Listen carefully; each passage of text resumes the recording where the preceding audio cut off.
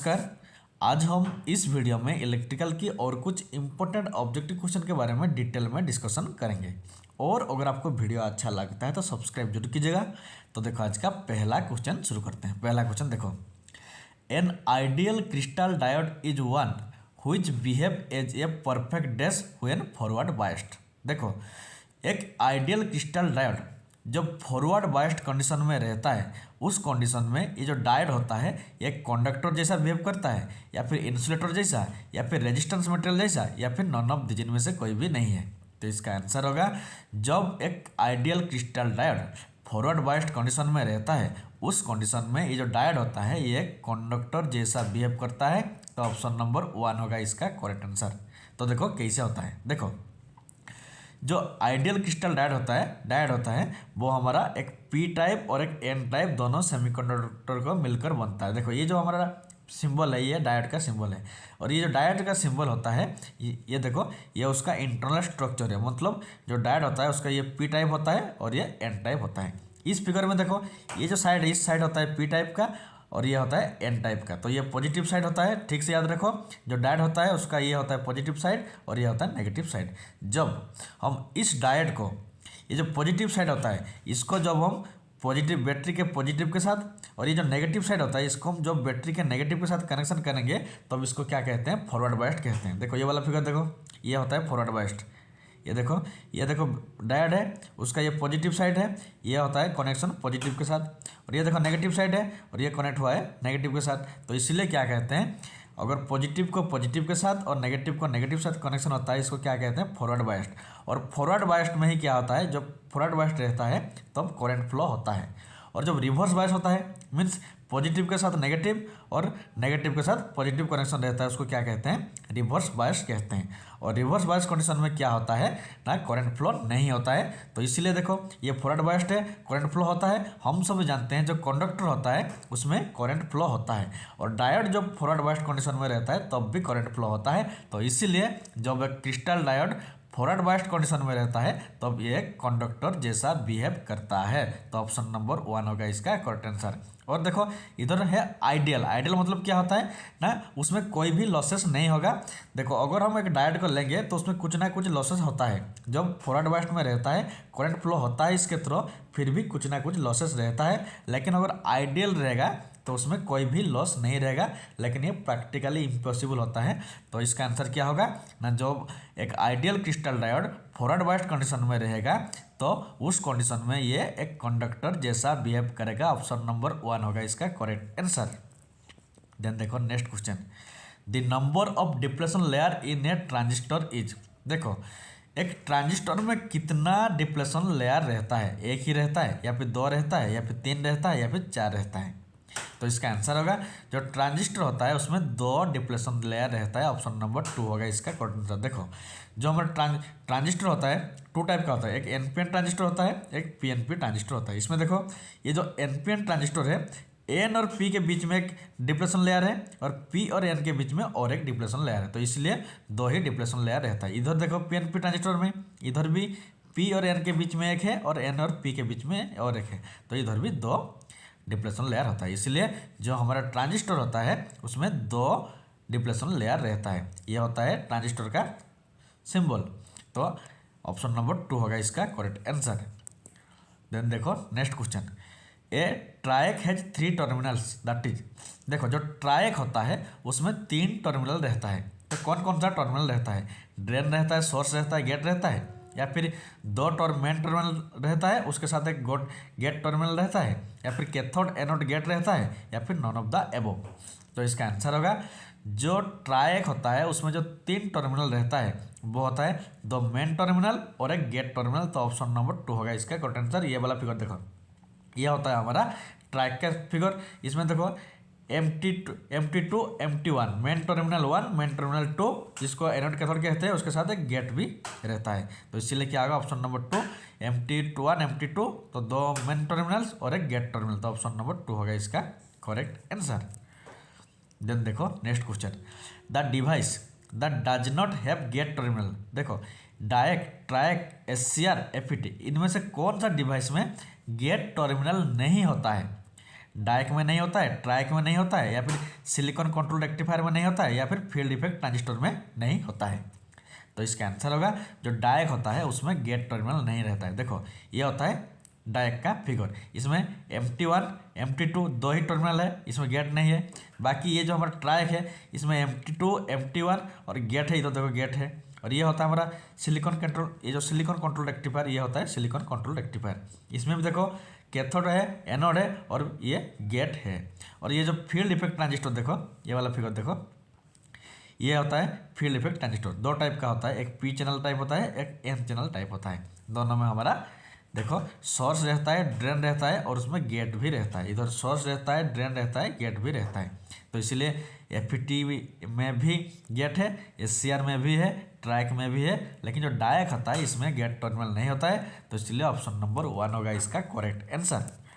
Then देखो next question, a triac is equivalent to SCR। देखो जो ट्रायक होता है वो ये चार ऑप्शन में से किसके साथ इक्विवेलेंट होता है। ट्रायक में तो हम सब जानते हैं जो ट्रायक होता है उसमें 2 SCR लगा रहता है। तो ये जो 2 SCR होता है सिलिकॉन कंट्रोल रेक्टिफायर 2 होता है, वो जब पैरेलल में रहते हैं तब एक ट्रायक बनता है, या फिर जब 2 SCR सीरीज में रहता है तब ट्रायक बनता है, या फिर जब 2 SCR पैरेलल में रहता है लेकिन रिवर्स में रहता है तब ट्रायक बनता है, या फिर नॉन ऑफ दीज। तो इसका आंसर होगा जब 2 SCR 2 silicon control rectifier parallel में रहेंगे फिर भी रिवर्स में इनवर्स में रहेंगे उसको ही क्या कहते हैं, ट्रैक कहते हैं। तो ऑप्शन नंबर 3 होगा इसका करेक्ट आंसर। ये वाला फिगर देखो, ये होता है हमारा ट्रैक का सिंबल। उसमें देखो ये MT1 मेन टर्मिनल 1, ये मेन टर्मिनल 2 और ये होता है गेट। देखो ये उसका फिगर, ये एक हमारा SCR है, ये और एक SCR है, दोनों मिलकर हमारा ये टोटल क्या होता है, दोनों SCR मिलकर ये ट्रायक बनता है। इसमें देखो ये जो SCR है इसका पॉजिटिव साइड इधर है, नेगेटिव साइड इधर है, और ये जो SCR है उसका नेगेटिव साइड ऊपर में है और पॉजिटिव साइड नीचे है। तो देखो लेकिन इसका ये जो कनेक्शन है ये इन्वर्स है। देखो ठीक से देखो, ये पॉजिटिव, इसका ये नेगेटिव, इसका ये नेगेटिव, इसका ये पॉजिटिव, तो ये इन्वर्स कनेक्शन हुआ है। तो इसीलिए जो हमारा ट्रायक होता है, जो ट्रायक होता है उसमें 2 SCR होते हैं लेकिन दोनों इन्वर्स में कनेक्शन होते हैं। तो ऑप्शन नंबर 3 होगा इसका करेक्ट आंसर। देन देखो next question, a crystal diode is used as a. देखो जो क्रिस्टल डायोड होता है उसको हम ये चार में से किस में यूज करते हैं, एम्पलीफायर एज ए एम्पलीफायर जैसा यूज करते हैं, या फिर रेक्टिफायर जैसा यूज करते हैं, या फिर ऑक्सीलेटर जैसा यूज करते हैं, या फिर नॉन ऑफ दिस। तो इसका आंसर होगा जो क्रिस्टल डायोड होता है उसको हम एक रेक्टिफायर जैसा यूज करते हैं। ऑप्शन नंबर 2 होगा इसका करेक्ट आंसर। क्योंकि देखो जो रेक्टिफायर होता है वो अल्टरनेटिंग करंट AC को DC में कन्वर्ट करता है, और ये जो क्रिस्टल डायोड होता है इसको भी हम AC से DC को कन्वर्ट करने के लिए या फिर रेक्टिफायर करने के लिए यूज करते हैं। तो देखो कैसे, देखो ये होता है हमारा AC अल्टरनेटिंग करंट। देखो ये एक डायोड है, इस डायोड के जब यूज करते हैं तब देखो ये वाला आउटपुट मिलता है, ये सिंगल ये भी सिंगल। देखो ठीक से कैसे होता है, ये जो AC वेवफॉर्म है ये पॉजिटिव हाफ साइकिल है, नीचे वाला नेगेटिव होता है, ऊपर वाला पॉजिटिव होता है। और जो डायोड होता है वो सिर्फ फॉरवर्ड बायस्ड में ही करंट फ्लो करता है। मतलब क्या होता है, जब ये पॉजिटिव साइड रहता है डायोड का, ये नेगेटिव रहता है, जब ये जो पॉजिटिव इसमें एंट्री करेगा तब उसको ही ये करंट इसको ही इस डायोड के थ्रू पास होगा, और जब ये नेगेटिव इस डायोड के थ्रू पास होगा ये पास नहीं करेगा, नेगेटिव को पास नहीं करेगा, सिर्फ पॉजिटिव को पास करेगा। इसलिए देखो ये पॉजिटिव वाला पास होता है, ये नेगेटिव वाला आउटपुट में नहीं मिलता है। फिर ये जो ठीक से देखो, ये जो पॉजिटिव वाला ये इधर पास हो गया इस डायोड के थ्रू, लेकिन ये जो नेगेटिव वाला होता है ये देखो इधर पास नहीं हुआ है। फिर ये जो पॉजिटिव वाला है ये इस डायोड के थ्रू पास हो गया। तो ये जो आउटपुट है देखो, ये जो आउटपुट, ये इनपुट था, ये आउटपुट है, आउटपुट में ये वाला नेगेटिव पोर्शन नहीं है। तो इसको क्या कहते हैं, रेक्टिफिकेशन। और ये काम कौन करता है, क्रिस्टल डायोड करता है। तो ऑप्शन नंबर 2 होगा इसका करेक्ट आंसर।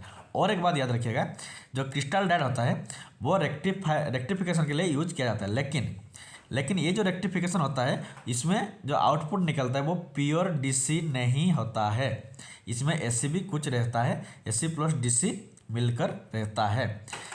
तो इसलिए ये जो क्रिस्टल डायोड होता है इसको हम रेक्टिफायर के लिए यूज करते हैं। ऑप्शन नंबर 2 होगा इसका करेक्ट आंसर।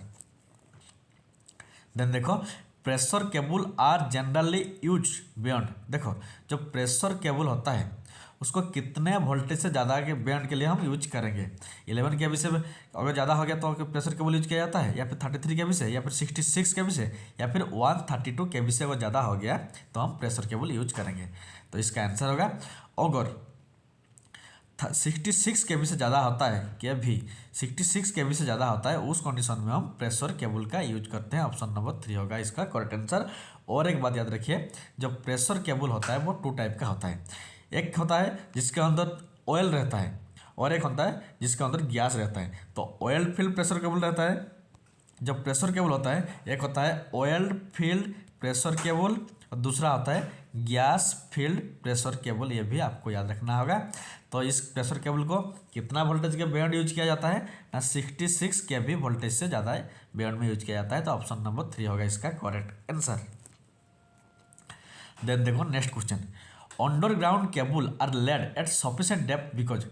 देखो जो अंडरग्राउंड केबल होता है उसको हम जब जमीन के अंदर रखते हैं, अंडरग्राउंड में रखते हैं, तब सफिशिएंट डेप्थ में क्यों रखते हैं? क्योंकि हमें टेम्परेचर स्ट्रेस को कम करना होता है, या फिर जब व्हीकल रोड के ऊपर में पास करता है उस व्हीकल को शॉक और वाइब्रेशन से हम मतलब सेफ्टी प्रोवाइड करते हैं, या फिर अनअर्थ जैसे अर्थिंग अनअर्थ नहीं होता है उसे इसलिए यूज किया जाता है, या फिर नॉन ऑफ दिस। तो इसका आंसर होगा, देखो जो अंडरग्राउंड केबल होता है उसको जमीन के अंदर ही रखा जाता है। इसलिए रखा जाता है क्योंकि उसके जो रोड होता है, रोड के ऊपर व्हीकल पास करता है, तो जिससे क्या होता है वाइब्रेशन भी हो सकता है या फिर शॉक भी हो सकता है। तो ये वाइब्रेशन और शॉक से प्रोटेक्शन प्रोवाइड करने के लिए हम ये जो अंडरग्राउंड केबल होता है इसको जमीन के अंदर रखते हैं। ये वाला फिगर देखो, ये वाला जो देखो ये केबल जो है ये अंडरग्राउंड केबल है, इसके देखो जमीन के अंदर अंडरग्राउंड किया जा रहा है। तो ऑप्शन नंबर 2 होगा इसका करेक्ट आंसर, क्योंकि इसके ऊपर रोड गया है तो रोड के नीचे ये केबल लिंक किया जा रहा है। देन देखो next question, which of the following heating method has maximum power factor. देखो आर्क हीटिंग मेथड, या फिर डाइलेक्ट्रिक हीटिंग मेथड, या फिर इंडक्टेंस हीटिंग मेथड, या फिर रेजिस्टेंस हीटिंग मेथड, इनमें से कौन सा हीटिंग मेथड में जो पावर फैक्टर होता है वो मैक्सिमम होता है? तो ऑप्शन होगा रेजिस्टेंस हीटिंग मेथड।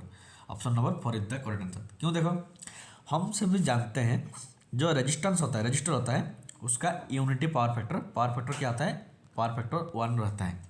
और जो इंडक्टेंस होता है उसका लैगिंग रहता है, और जो डाइलेक्ट्रिक रहता है इसका लीडिंग रहता है। तो मैक्सिमम किसका हुआ? रेजिस्टेंस का। इसीलिए जो रेजिस्टेंस हीटिंग मेथड भी होता है उसमें पावर फैक्टर सबसे ज़्यादा रहता है। तो ऑप्शन नंबर 4 होगा इसका करेक्ट आंसर। और अगर प्योर हम सब जानते हैं प्योर रेजिस्टेंस का पावर फैक्टर 1 रहता है, प्योर इंडक्टेंस का, ये जो इंडक्टेंस है प्योर इंडक्टेंस का पावर फैक्टर 0 रहता है, और प्योर जो कैपेसिटर होता है डाइलेक्ट्रिक हीटिंग कैपेसिटेंस से होता है उसमें भी पावर फैक्टर 0 रहता है। तो 0 से, और जो पावर फैक्टर होता है उसका वैल्यू सबसे कम 0 से लेकर मैक्सिमम 1 इसी के बीच में ही होता है। इसे ना 0 से कम होता है ना 1 से ज़्यादा होता है। तो 1 किसका है? रेजिस्टेंस का, और 0 किसका है?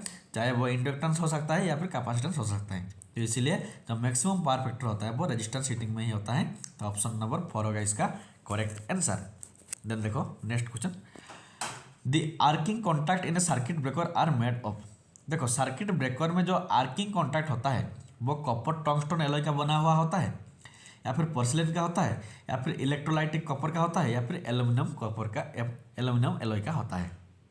तो इसका आंसर होगा जो हमारा सर्किट ब्रेकर का जो आर्किंग कॉन्टैक्ट होता है वो हमारा कॉपर का टंगस्टन का बना हुआ होता है, copper tungsten alloy. Option number 1 होगा इसका करेक्ट आंसर। देखो ये जो फिगर है ये हमारा एक सर्किट ब्रेकर का फिगर है, इसमें ये कॉन्टैक्ट है ये और एक कॉन्टैक्ट है।